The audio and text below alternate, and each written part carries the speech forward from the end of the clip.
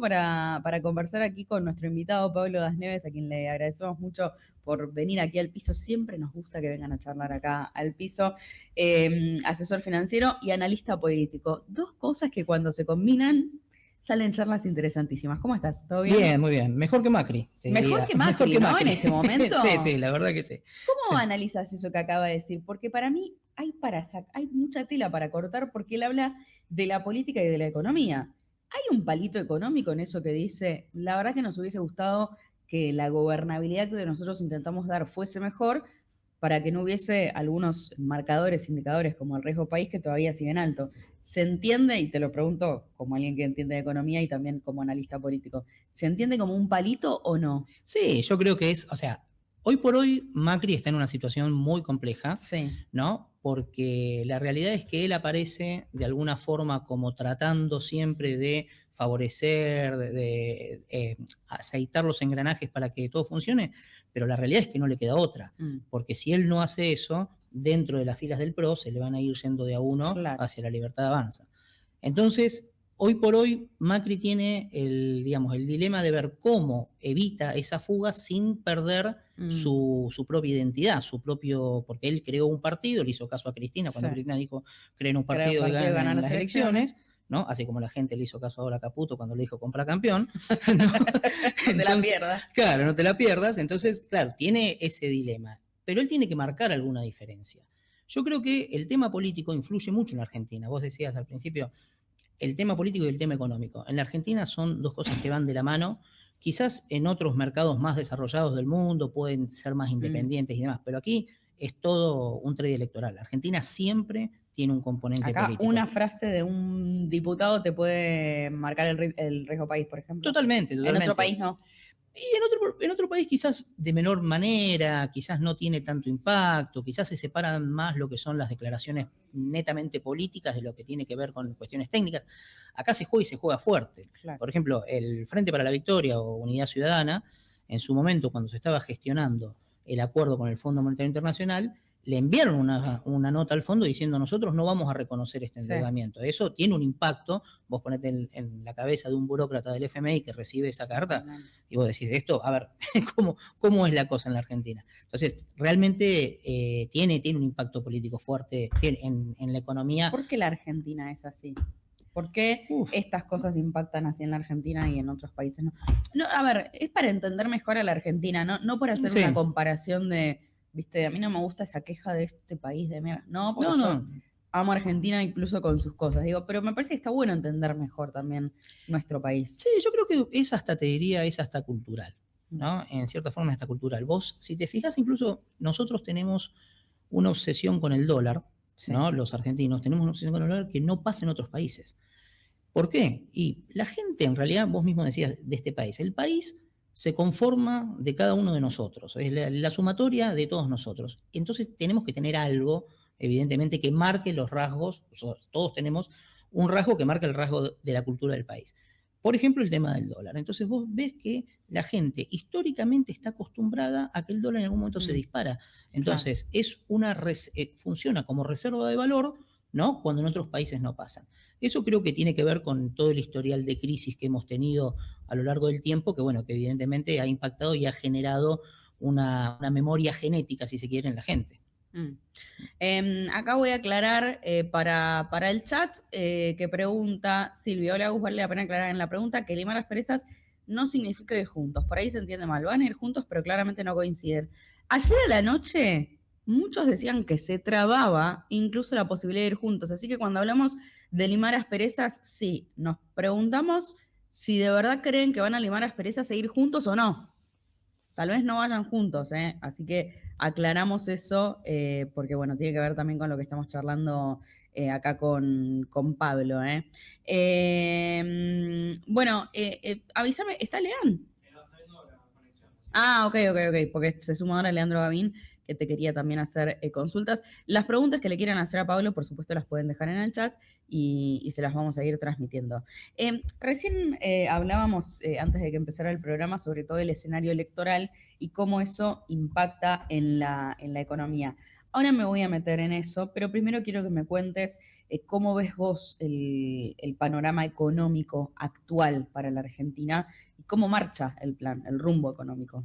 Bueno, a ver, yo creo que el plan económico tiene algunos aspectos que eran necesarios llevar adelante, ¿no? Creo que son aspectos incluso que para el gobierno son realmente de un mérito importante poder lograr un superávit, que después podemos discutir si el superávit es real, es ficticio, si está dibujado, si hay cuentas que se subejecutan, eso se puede discutir, pero hay una realidad que hay un superávit primario consistente. Sí. ¿No? El plan, que era necesario. Que era necesario. Y yo creo que incluso si se lo puedes preguntar a todos los opositores, incluso al gobierno nacional, y en privado te van a decir que era necesario. Creo que en eso estamos todos de acuerdo. Lo cierto es que a medida que ha evolucionado el plan ha demostrado ser demasiado rígido, demasiado estricto, no tener margen de flexibilidad puntualmente para sus dos pilares, ¿no? Que es la baja de la inflación o la desaceleración de la inflación y el tema fiscal por el lado del superávit.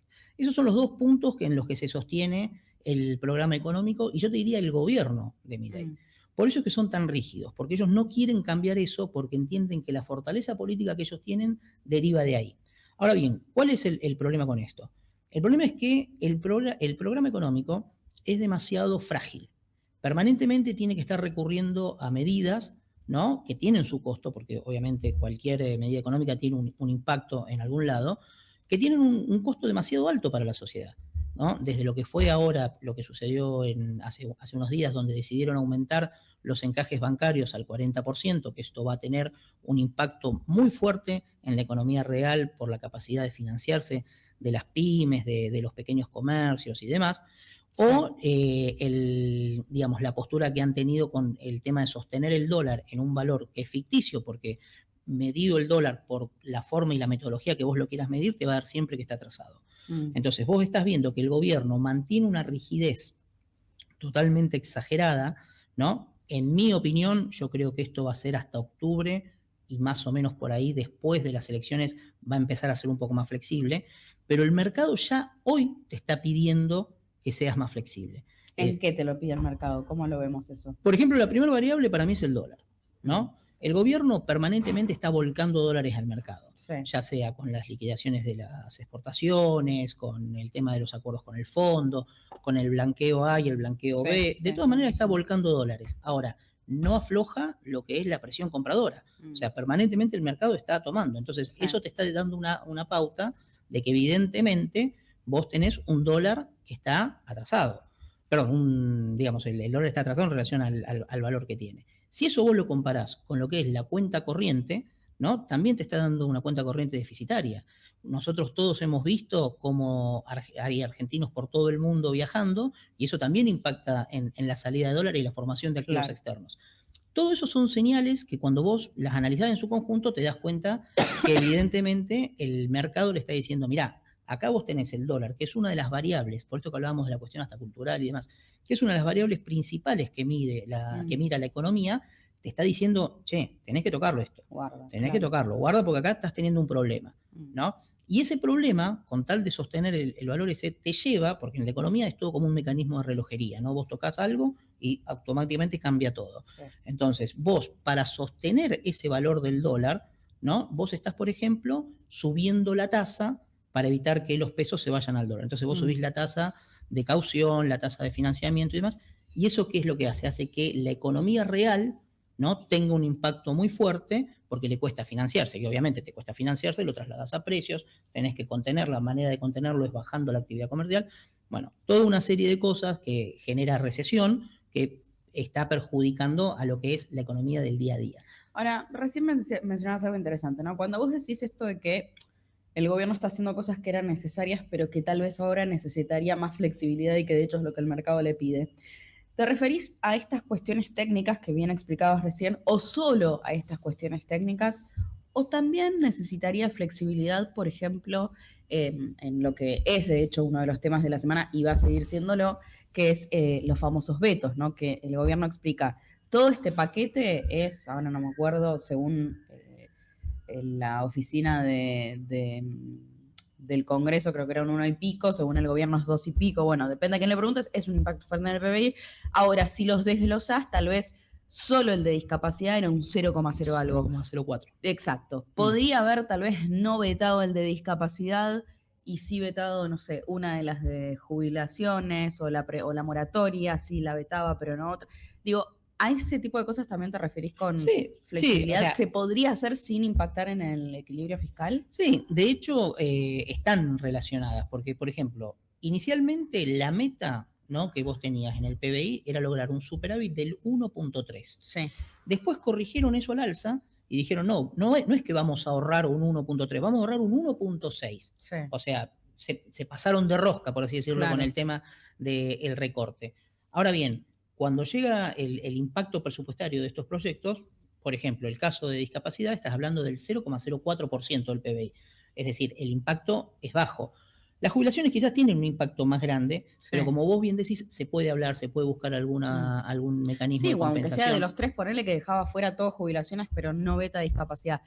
Es Con una el forma. 0,4, ¿eso igual lo iba a dejar con un impacto en negativo? Va a tener un impacto, obviamente, pero yo creo que si la meta era 1,3 inicialmente y la revisaron al alza al 1,6, tenés un margen para Tiene hacerlo. margen. El tema es que el gobierno lo que está desesperado hoy por hoy, ¿no?, es en las elecciones poder lograr de alguna manera el famoso tercio, ¿no?, en la Cámara Baja. En la Cámara Alta no lo va a poder lograr, Claro. pero en la Cámara Baja lograr el famoso tercio que le permita gobernar a vetos, ¿no? Es decir, cualquier proyecto que salga se va a vetar y el Congreso no tendría los 2/3 como para insistir con su sanción. Eso creo que es un poco a lo que apunta por esto que hablábamos de la rigidez que tiene el gobierno en sus políticas. Y ahí vos con eso, recién me contabas algo que me parece maravilloso, y es que para la gente que asesorás, obviamente les vas preparando un paquete en función de quién puede llegar a ganar las elecciones, porque el mercado también lee eso, obviamente. Claro. Sí, nosotros analizamos justamente eso, ¿no? Nosotros evaluamos distintos escenarios, ¿no? No solo lo hacemos nosotros, hay bancos de inversión muy conocidos, como por ejemplo Wells Fargo, que hablan de una especie de número mágico, que es el 40%, ¿no?, que te dice que si Milei puede sacar más del 40%, tendría una posición para poder mantener la sustentabilidad de estas políticas. Pero bueno, Sí. nosotros, por ejemplo, creemos que si Milei logra sacar más del 45% o en esa zona, ¿no?, la renta variable de Argentina, las acciones, principalmente lo que es oil and gas, o sea, estamos hablando de YPF, Pampa, Vista, TGN, TGS, sí, todas esas van a tener un fuerte impacto positivo, van a tener un potencial de alza muy grande, porque los grandes fondos internacionales van a ver como que las políticas de Milei, que son pro mercado, ¿no?, tienen un respaldo popular y va a poder mantenerlas en el tiempo. Entonces es probable que vengan muchos flujos de fondo hacia esos papeles. En el caso que esté en torno al 40%, ¿no?, hoy por hoy lo que son los bonos soberanos, que son bonos que te pagan en dólares, ¿no?, los hard dollar, son bonos que tendrían también un potencial de upside muy grande, puntualmente los que tienen vencimiento en el 2030, en el 2035, que podrían hasta tener podríamos estar hablando de un 15, un 18% en dólares anual, ¿no?, que estamos diciendo que prácticamente cuadriplicamos lo que es, triplicamos, cuadriplicamos lo que es un bono americano, ¿no? Y en el caso de que el resultado no sea tan positivo, hay obligaciones negociables de empresas Tier 1, como puede ser Edenor, YPF, cualquiera de esas, que te están pagando aproximadamente entre un 7 y un 8, 9% en dólares, ¿no? Con lo cual también es un rendimiento importante. Por eso creo que hay que evaluar lo que hablábamos al principio, ¿no?, cómo en la Argentina siempre la economía y el mercado está estrechamente relacionada con lo que es puntualmente la política. Totalmente. Lo sumo a Leandro Gavín a esta charla, nuestro compañero, nuestra pata económica de cada día, que seguramente también tiene muchas preguntas para hacerte. ¿Cómo andas, Lean? Bienvenido. ¿Cómo vamos, Agus? ¿Qué haces, Pablo? ¿Todo bien? ¿Qué tal, Lean? ¿Cómo estás? ¿Todo tranquilo? Bien. Todo bien, todo bien, todo bien. Ahí para sumarles a lo que decían ustedes, ahí sobre el final, hoy salió el JP Morgan justamente a decir esto, ¿no? Bueno, si el gobierno le va bien en septiembre, puede haber un punto de entrada para los activos argentinos y pronosticaba una baja al riesgo del país, ¿no? El tema es cómo le va al gobierno en septiembre, ¿no? Nadie tiene la bola de cristal. Está claro que el gobierno le está metiendo todo el cuerpo a la elección, haciendo de todo, porque creo que sabe, ¿no?, que una cosa es que le vaya bien y el camino allanado para octubre, y otra cosa que esté medio discutido, que le vaya bien el peronismo y que para octubre tengas un movimiento por ahí de mercado más desfavorable, ¿no? ¿Qué opinas, Pablo? Sí, yo creo que es así. Las elecciones de septiembre yo creo que funcionan de alguna manera como un proxy, ¿no?, de lo que va a ser las elecciones de octubre. Y evidentemente, tanto el JP Morgan, Morgan Stanley, todos los bancos de inversión están viendo esto, ¿no? Si las políticas son sustentables en el tiempo. Es prácticamente imposible pensar que con cambios de políticas cada 2 años se pueda lograr algo, ¿no? Entonces, la apuesta de estos bancos, que además hay que reconocer que es como dice el dicho, no ven una vaca, el que se quema con leche, ve una vaca y llora, ¿no? Porque Claro. los bancos internacionales más de una vez han perdido mucho dinero en la Argentina. O sea, incluso, por ejemplo, el caso de Franklin Templeton, que terminó perdiendo ese fondo mucho dinero, justamente con Caputo como ministro de Economía en el gobierno de Macri. Claro. Entonces, lo que quieren ver es asegurarse justamente de que estas políticas van a perdurar en el tiempo. Y por eso es que están mirando tanto las elecciones y por eso también creo que el gobierno nacional le está empezando a poner el cuerpo, está empezando a caminar, tiene sus operadores políticos que, o sea, esto de que eran outsiders de la política creo que ya quedó totalmente obsoleto, ¿no? Hacen política como si hubiesen nacido directamente en un comité o en una unidad básica, y hoy por hoy están tratando de juntar todos los votos posibles. Claro, totalmente. Ahí justo se me cortó un poco la transmisión, no sé si Agus iba a preguntar, pero me mando yo por las dudas. No, anda. Perfecto. No, viste que de acuerdo con el fondo, Pablo, viste, el fondo vuelve a poner este tema de tienen que comprar reservas, ¿no? Pareciera como que el gran tema, aparte de las elecciones, es a ver si Argentina tiene dólares propios, ¿no? Los dólares alquilados del fondo prestados.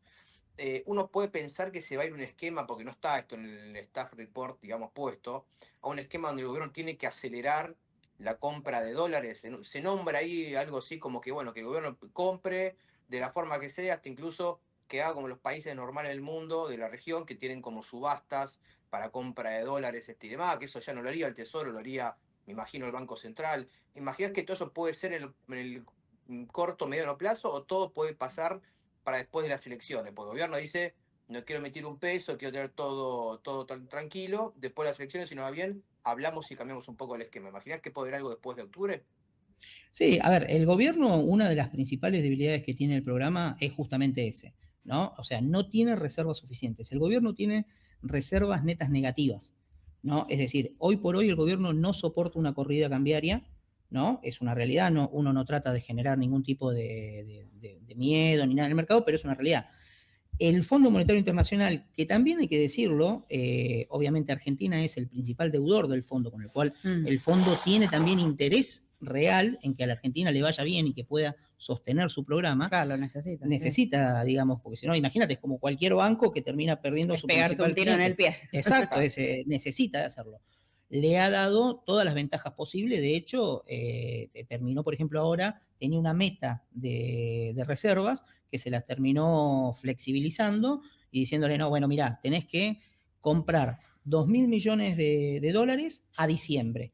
O sea, le pateó la pelota, tendría que haber comprado 3.000 millones de dólares más ahora, que no los compró, entonces le dijo, no, está bien, andate a diciembre y comprá 2.000 millones. Ahora, ¿qué pasa? Para comprar estos 2.000 millones de dólares que tiene que comprar el gobierno, tiene que cambiar lo que es su política monetaria. Claro. O sea, es muy difícil que ingresen dólares genuinos a la Argentina, cuando vos tenés una cuenta corriente negativa, ¿no? Es muy difícil cuando vos tenés un dólar que funciona de una manera en la cual vos no te conviene exportar, vos hablás con cualquier sector y te dice que no están exportando, que vos, es más, estás permanentemente comprando. La cuenta de importaciones es la que más ha subido en el último tiempo, entonces es muy difícil que lo haga. Pero ¿qué pasa? Para esto tiene que flexibilizar. Y para flexibilizar tiene que, por ejemplo, aflojar lo que son las bandas, ¿no? Hoy la banda superior está en 1.450, que si vos tomás el tipo de cambio real multilateral, te está dando 1.450. Claro. Es decir, si vos hoy medís el dólar real, tenés que estar hablando de 1.450, que en mi opinión debería ser un poquito más. Debería ser un poquito más para darle una competitividad extra a la economía. O sea, no es competitivo ese valor. No es para nada competitivo. De hecho, te das cuenta, Argentina no está exportando. Argentina no está exportando. Hemos tenido mucha suerte, ¿no? Pero es un tema de suerte, en el sentido de que nos tocó un Trump que quiere debilitar el dólar, ¿no? Porque por una cuestión de querer vender hacia afuera y una cosa medio proteccionista a la americana y demás, y vos ves que el dólar contra otras divisas se va devaluando, entonces es como que nosotros, por regla de tres simple, terminaríamos de alguna manera como ganando competitividad extra, claro. ¿no? Pero eso es algo que... Por rebote, ¿no? Claro, no es nuestro, digamos, no podemos adjudicarnos ese mérito. Es cierto que la competitividad de las empresas también se da por un montón de cosas más, como el tema de la rebaja de impuestos, ser más eficiente en los costos y demás, pero eso lleva mucho tiempo. Y hoy por hoy, como decíamos, hay que comprar 2.000 millones de dólares para diciembre, y Argentina necesita sí o sí, de manera imperiosa, juntar esas reservas. Claro. Por eso hablábamos de la fragilidad del programa. El programa tiene esa fragilidad, no tiene reservas para aguantarlo. Mira, interesante esto. Con lo cual, ese número ahí en la banda, ¿para vos va a tardar poco en llegar ahí al tope? A ver, el gobierno, hay dos cuestiones acá. Primero, hay que cortar con un mito, que es que el gobierno no interviene. O sea, no, está interviniendo, no con las reservas del Banco Central, con los futuros, pero está interviniendo. Claro, interviene con los futuros, pero eso tiene un costo altísimo. Eso tiene un costo altísimo.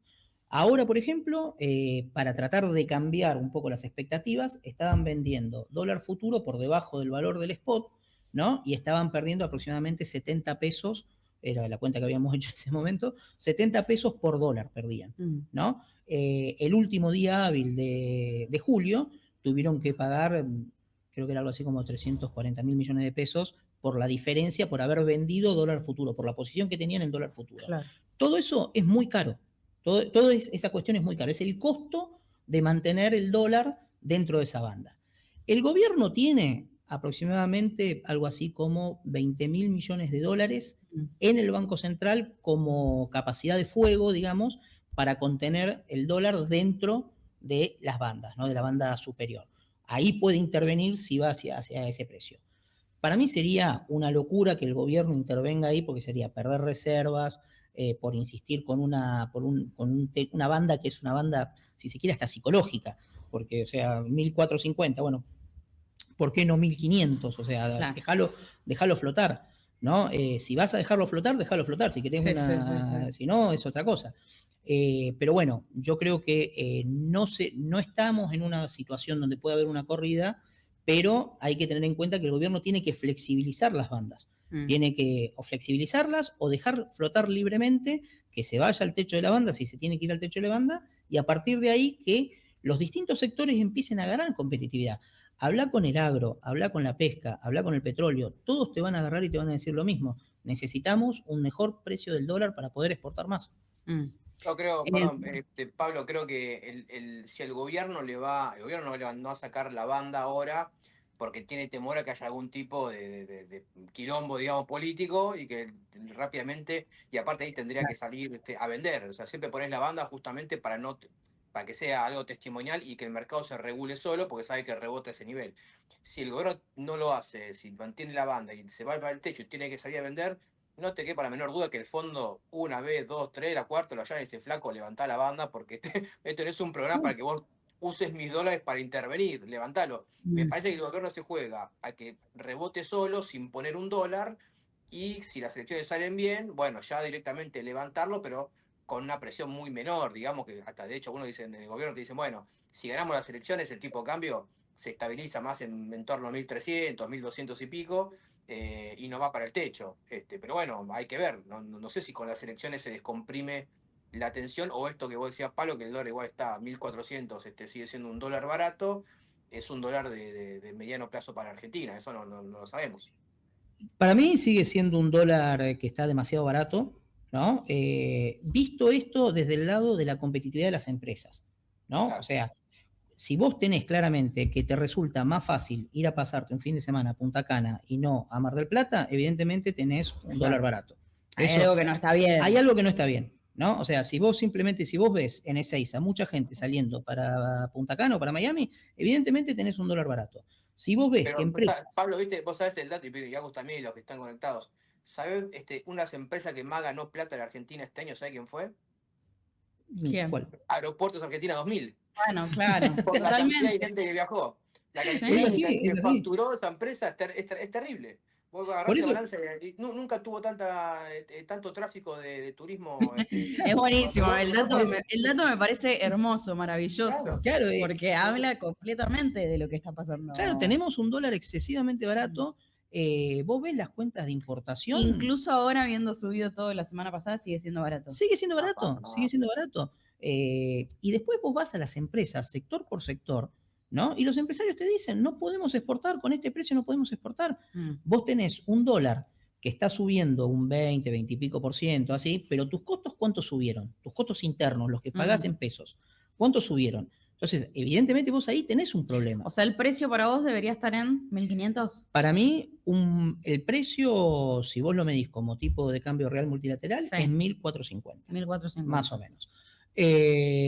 Si vos querés darle un margen para darle competitividad, yo hablaría de 1.500. Yo creo que ese hoy, ¿no? Porque esto obviamente va cambiando. Incluso vos fíjate que el gobierno en su momento se apoyó mucho en el programa que tuvo en su momento Israel, ¿no? Para bajar la inflación.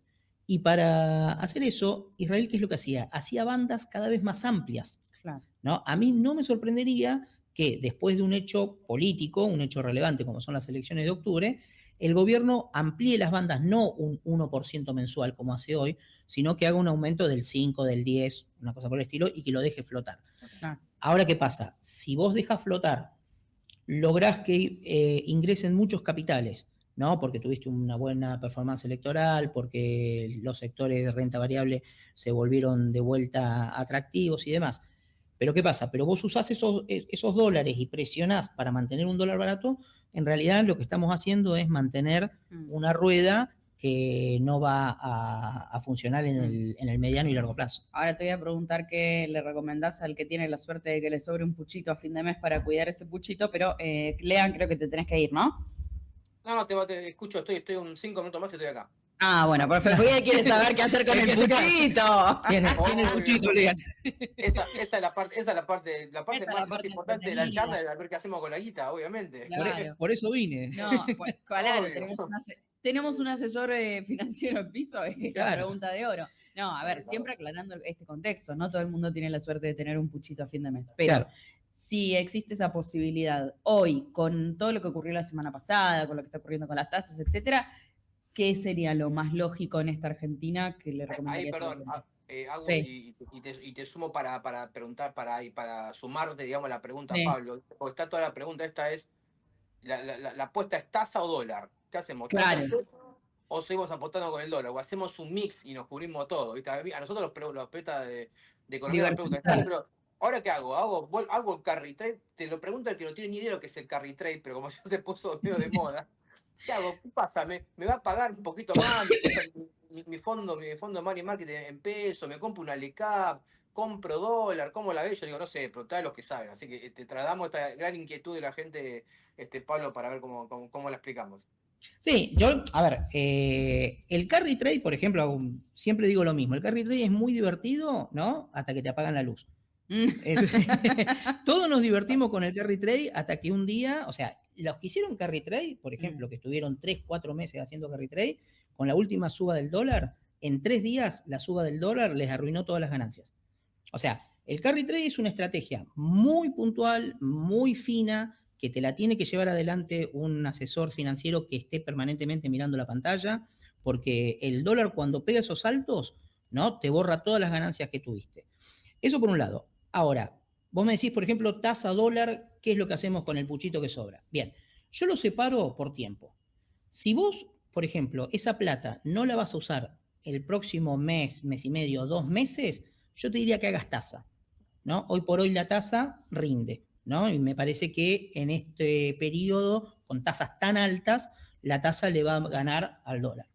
Si vos me decís, vamos a hacer algo un poco más lejos, a enero, febrero, poner una cosa por el estilo, sí, yo ahí te digo, andá a bonos soberanos, ¿no? Los del tramo más corto, ¿no? Los 29, los 30, los 35, yo diría, andá por ahí. ¿Por qué? Porque vas a cobrar en dólares, vas a tener una ganancia, tenés un interés que es interesante, o sea, ahí yo te diría, si vas hasta ahí, anda ahí.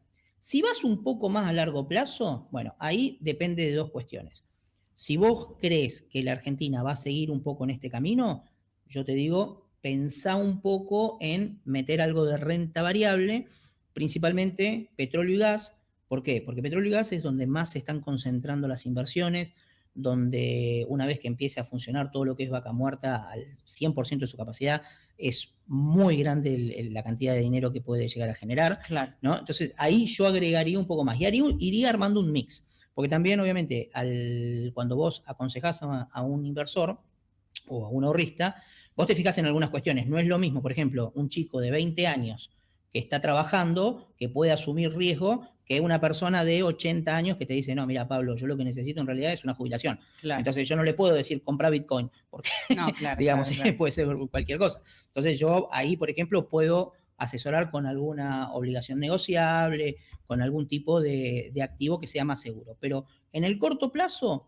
tasa. En el mediano plazo, dólar. Y en el mediano largo plazo, dólar y renta variable argentina. Yo te escucho y me doy cuenta de que estoy haciendo todo mal. No, de que en realidad mi problema es que no hago nada. Entonces, un perfil de... Estás perdiendo plata, Agustina, estás perdiendo Sí, plata. ya lo sé, ya lo sé. Porque Igual, no igual, sé. igual, para Porque que te después te voy a llamar. Sí. Morimos cuenta enseguida. Porque no hago nada, entonces... para que te quedes, evidentemente, tranquila, pero queda tranquila, Agus, que en realidad ninguno, bueno, no sé, yo no la vi, no sé, Pablo va a decir si la vio. Nosotros, ninguno tomó el consejo del ministro de Economía, que fue el consejo para ganar plata en Claro. julio. Cuando Caputo dijo, Verdad. si te parece barato comprar campeón no te la pierdas, y le dio bola, ganó 14% en dólares. Yo no la vi. Él no sí. compré. Yo sí. Bueno, Pero por algo es el que está casi No, no. pagándonos, o sea, no traemos Ah. a cualquiera. Vos fíjate una cosa, ¿no? Pasamos el 3 de julio, ¿no? 3 de julio fue el día que Caputo dijo, comprá campeón, no te la pierdas. Sí. El 31 de julio, o sea, en el mismo mes, fue cuando Milei dijo que estaban bajo un ataque especulativo del Banco Macro y el Banco Galicia. Fíjate vos Sí. cómo, o sea, en menos de un mes. Bueno, esto es lo que hablábamos al principio. Para, y entonces, Esto de ¿por qué Argentina. marcas esto? ¿Qué quieres decir? No, de lo rápido que cambian. Y también hay una cuestión que puede sonar antipática, ¿no? Pero, por ejemplo, el equipo económico es un equipo muy profesional. No hay ninguna duda de sus méritos laborales, de su historial. El equipo económico yo lo conozco desde la época que estaban en la consultora Anker, y la verdad son muy buenos. Pero me parece que en algún punto la cancherean. Me parece que en algún... La canchereada, fue una canchereada del compra campeón, no te la Yo creo que fue una pierdas. canchereada innecesaria. ¿Y terminó impactando en lo que pasó? O sea, no sé si fue la frase, pero o sea, subestimar que el mercado te está pidiendo que aflojes el tipo de cambio, ¿no? Me parece que es un error. O sea, porque sin querer sonar como fundamentalista, ¿no? La realidad es que el mercado somos todos y es muy difícil ganarle al mercado, ¿no? Claro. A ver, por ejemplo, Soros venció al Banco de Inglaterra, que no es un banquito, ¿no? Entonces, cuando el mercado se te pone en contra, no importa la fortaleza que vos tengas de tu Banco Central, de tu Ministerio de Economía, de tu tesorería. O sea, no te pongas al mercado en contra. Vos tenés que ser parte del mercado y conducirlo al mercado, pero no te lo pongas en contra. Entonces, no cancherees, ¿no? Porque tenés que llevar un programa económico que en algún punto, ¿no? Tiene alguna fragilidad, ¿no? Entonces tenés que llevarlo con tranquilidad, de forma tal de no tener estos problemas. Porque fíjate, pasamos en menos de un mes ya que parecía que estaba hablando del caño, ¿no? Porque era... O sea, yo nunca en mi vida escuché un gobierno pro mercado hablar de ataques especulativos de los bancos. O sea, es una cosa totalmente absurda, si se quiere.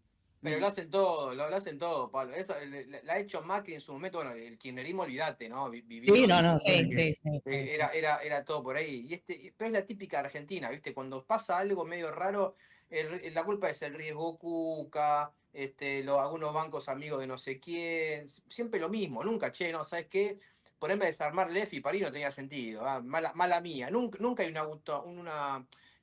un mea culpa, ¿viste? Siempre, y menos en este equipo económico, yo coincido, son tipos que conocen muchísimo, es indiscutido eso, pero un equipo económico donde, no sé si son ellos, pero se rodea de mucho alcahuete, ¿viste? Están todo el tiempo viendo a ver quién dio la masterclass más grosa del universo. Entonces, cuando vos te juntás con eso, es como que nosotros hacemos un programa acá, y en lugar de decir, che, ¿qué falló? O después haber hecho otra cosa, decimos, no, ahora somos los mejores, hacemos el mejor stream del planeta. Bueno, no sé cuánto podés crecer si te cree que sos el mejor. Para mí es un tema que ellos lo hacen de puertas para afuera. Creo que de puertas para adentro saben las limitaciones que tiene, aparte de conducir a Argentina.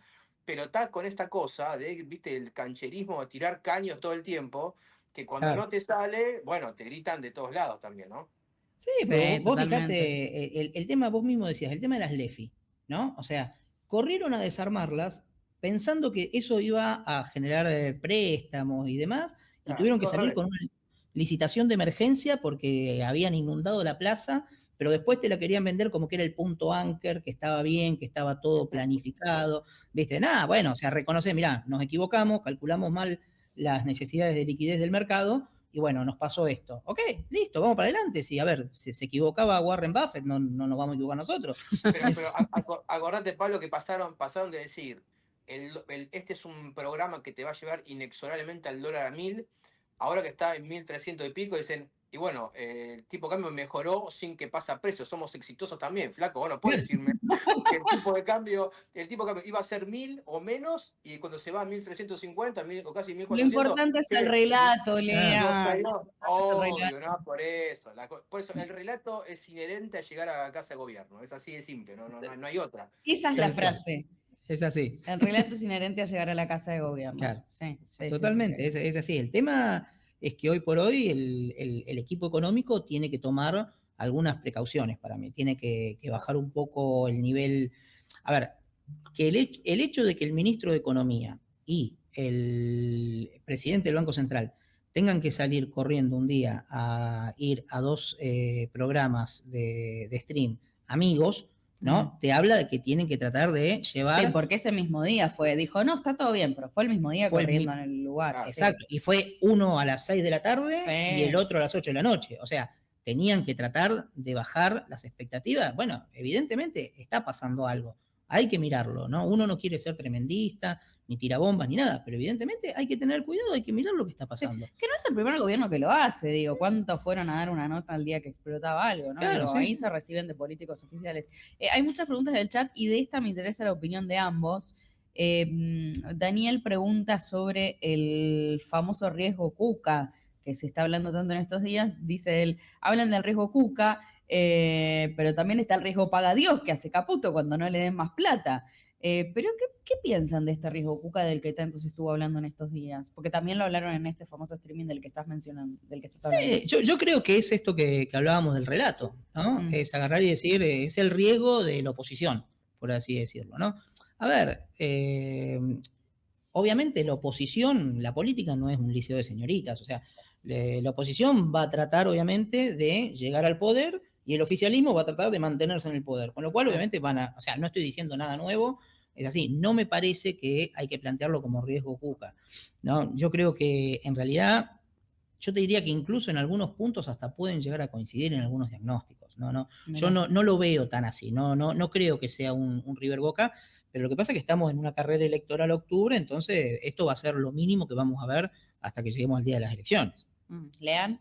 sí, no, ahí coincido con eso, viste que el gobierno te dice, por lo menos ellos te dicen, bueno, si no tuviéramos riesgo Cuca, el riesgo país sería de 400 puntos y de ahí para abajo, en base a si siguen mejorando la macro. Ellos dicen, sin el riesgo del kirchnerismo, con este plan económico, el riesgo país va a ser 400 puntos.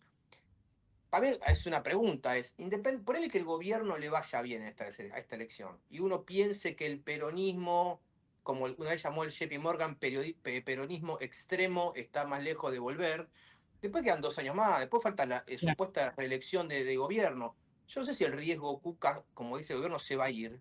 Y en todo caso, más que riesgo Cuca, por ahí también hay un tema que tiene la Argentina cuando vos me decís, ¿por qué Uruguay tiene 80 puntos de riesgo país, Perú, Colombia tienen 200 o todos estos? Que tienen problemas políticos y demás. Y porque, bueno, pasa un gobierno y después viene otro y no hace un giro 180 grados y dice, son todos unos delincuentes, van a ir todos presos, porque es lo que pasa en Argentina.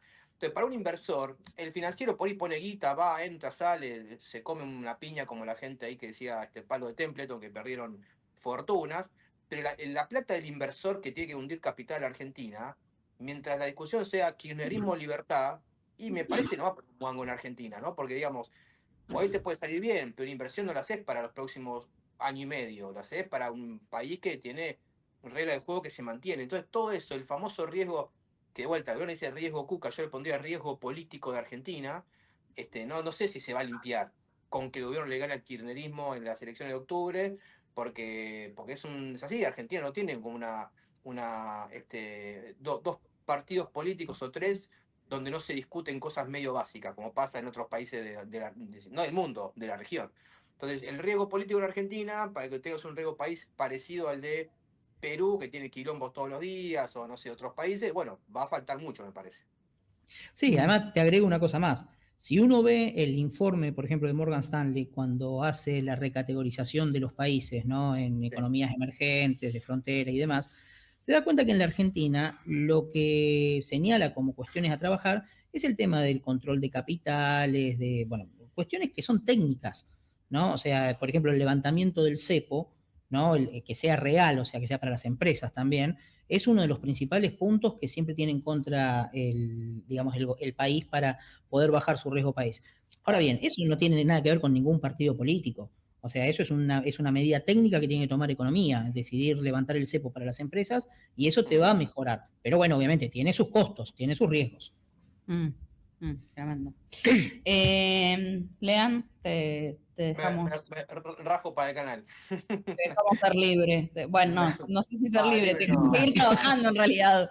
Esclavo del trabajo. Libre sería con este día irme, no sé, a algún lugar a tomar solcito, tomar una cervecita, una raba, eso sería libertad. Libre sería con toda la plata invertida por la asesoría financiera de Pablo Das Neves, irte a Maldivas ahora a tomarte un mojito, pero no. Y manejo todo con la compu, pero no sé. Eso, porque no lo escuché, la próxima lo escucho. Ahora chicos, nos vemos. Muchas gracias. Hasta luego. ¿Te puedo tirar algunas preguntas más del chat? Sí, porque llegaron varias y bueno, me interesa que puedas responder. Vos recién mencionaste el tema de Israel, ¿no? En cuanto a el esquema de explotación de bandas, y acá te repreguntan sobre eso. Dice Diego, el gobierno hará como Israel acompañar la explotación y el equilibrio fiscal con una reducción fuerte de impuestos, porque, y trae este ejemplo, lo del IVA terminó quedando en el aire. ¿Qué pensás que puede llegar a ocurrir? Bueno, el programa económico del gobierno es similar al programa de lo que fue Israel. Hay una cuestión puntual que es que ningún programa se copia exactamente igual, ninguna economía es exactamente igual que la otra, o sea, hay pequeños detalles. Sí, por ejemplo, se puede decir que el tema de trabajar, o sea, las coincidencias, trabajar con una flotación, con bandas que se van ampliando y trabajar con un superávit muy, muy firme, con un recorte de gasto estatal y demás, son las coincidencias entre los dos países. Claro. Ahora bien, para reducción de impuestos puntualmente, yo lo veo que va a ser muy gradual, y puntual, con algunas cosas específicas. ¿Por qué? Porque el superávit es lo principal que tiene como objetivo, uno de los dos pilares que tiene como objetivo este gobierno, con lo cual es muy difícil que sacrifique, digamos, recaudación de impuestos que pueda poner en peligro lo que es el superávit. Supongo yo que a medida que vayan teniendo más consolidado el superávit y menor gasto estatal, gasto fijo corriente, ahí sí probablemente haya algún tipo de reducción. Bien. Otra que te hacen tiene que ver con el peso y esta famosa devaluación, el fantasma de la devaluación que circula. Pregunta, ¿cuanto más devaluado el peso, es más posible rescatar toda la base monetaria de pesos con menos dólares? ¿No dijo Milei antes de ser presidente, cuanto más devaluado el peso, mejor para eso? ¿Qué le podemos responder? Sí, en realidad el gobierno tiene, para no ser demasiado técnico, el gobierno tiene una estrategia en lo que es la política monetaria de fijar lo que son los agregados monetarios, ¿no? Entonces, trata de controlar la economía a través de agregados monetarios. Sí, es probable que el gobierno pueda rescatar pesos de la base monetaria, pero también hay que entender que el gobierno al mismo tiempo está expandiendo la base monetaria.